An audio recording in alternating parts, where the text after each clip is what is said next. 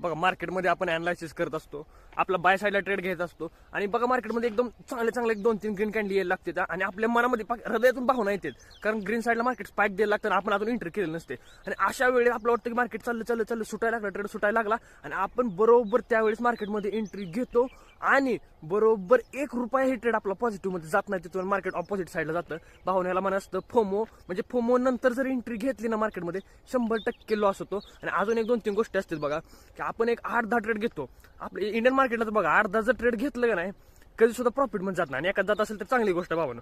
का सांगतो तुम्हाला, कारण 8 ट्रेडमध्ये जर भावानो 2 किंवा 3 ट्रेडमध्ये तुमचा जर टाइम डिके झाला तर लॉस फिक्स होतो. तर ह्यासाठी काय गोष्ट आहे बाबांनो, की हे असतात सायकोलॉजिकल प्रॉब्लेम.